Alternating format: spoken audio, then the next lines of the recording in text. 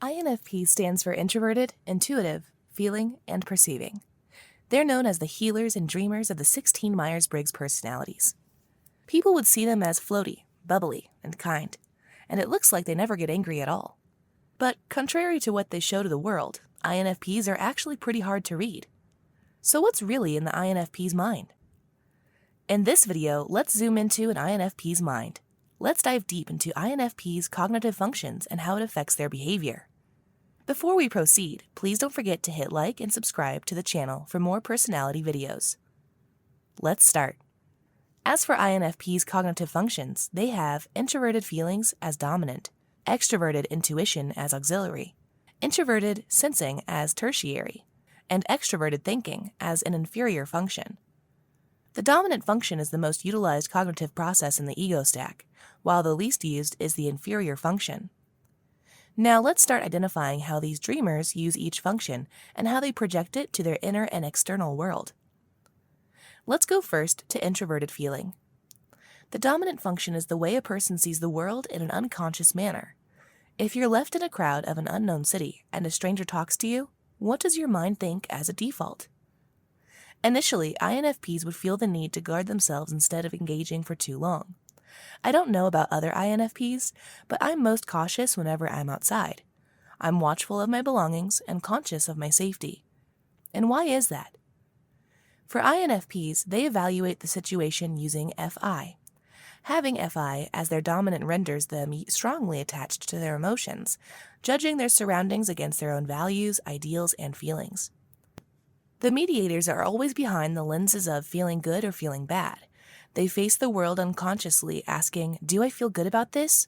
Or do I feel something bad's going to happen? No wonder INFPs always have their guard up. Here's what introverted feeling looks like. Contrary to the misconception, INFPs aren't as irrational as people think. Rather, they can think logically and know the reasonable response to circumstances.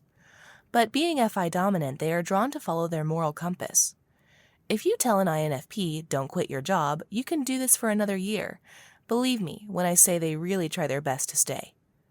But for FI dominants who have decided that the situation doesn't fit their values, continuing further ruins them with daily anxiety, indifference, or even depression. I'm not even exaggerating. Going against their feelings causes intensive friction. It's a real burden whenever they go against their beliefs.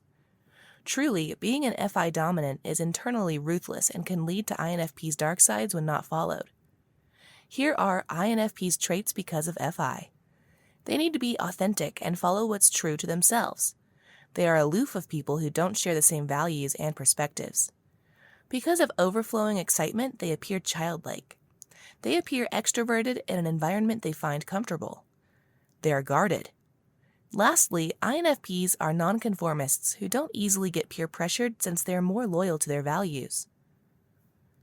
Next one is INFP's auxiliary function, Extroverted Intuition. I love NE.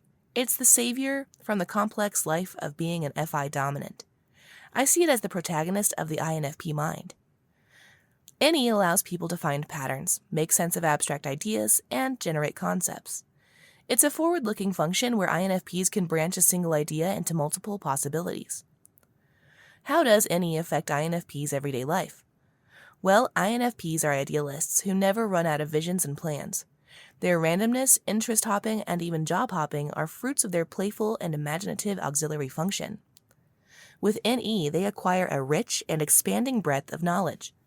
Their curiosity and unwavering will to start new projects later make them wiser people. Although they have a hard time being consistent, people would be surprised by how much information INFPs know, leading them to be qualified mentors to guide others. But on the downside, too much idealism makes them unfocused. Since they are talented, they also feel like all paths are calling. Nonetheless, INFPs are late bloomers.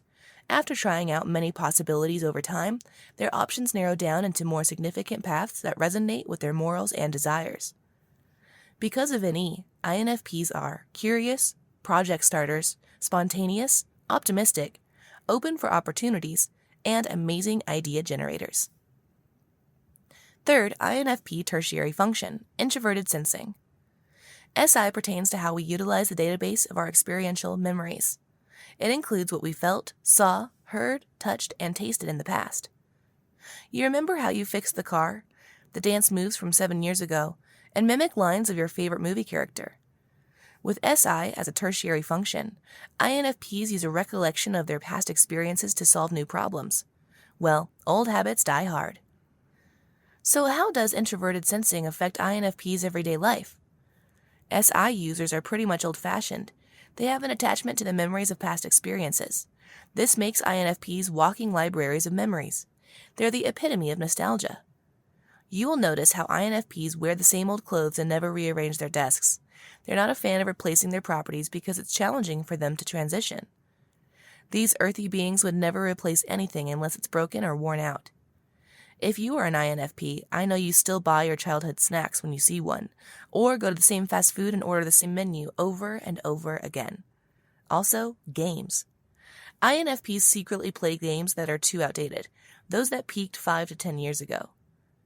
Moreover, INFPs find it hard to learn new skills since they always retract to their old techniques and strategies. But on the good side, once INFPs get enough exposure to a skill, the experiential memory kicks in, and they start to move with a precision that can outshine others. It takes time, but INFPs can get extremely good at anything. Due to SI, INFPs are initially slow learners, but highly efficient when a skill sinks in. Excellent at multitasking when they're used to the chores. Lastly, they're pretty old school and traditional. Finally, INFP's inferior function, extroverted thinking. TE refers to a person's rationale, meaning TE users make decisions with the use of logical reasons, data, and proven strategies they got from an external source. Rather than cultivating new data within themselves, they would rather gather information from credible resources like reference books, documents, words from knowledgeable people, or opinions from their close friends. Since TE is positioned as inferior, it's not as strong as INFP's FI. Luckily, this function would develop later in life. Say, younger INFPs may be starting new projects driven by their creativity, but with undeveloped TE, they do not research enough and rely solely on imagination. They work things their way. So, with no facts and research to back their ideas up, they are unaware that their strategies were already set for failure. Meanwhile, to INFPs with developed TE, they would see themselves initiating new information. They redo the advice or procedure from a book, speakers, or mentors and see how effective it is for them. If an INFP reads, "Dogs respond better to rewards rather than punishments," they are likely to emulate that advice to their dogs too. Also, they lean on following how-tos, especially when dealing with technicals, rather than discovering their own technique from the ground up.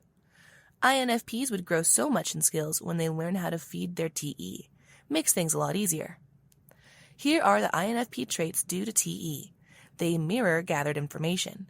They enjoy testing the strategies to see how effective it is for themselves.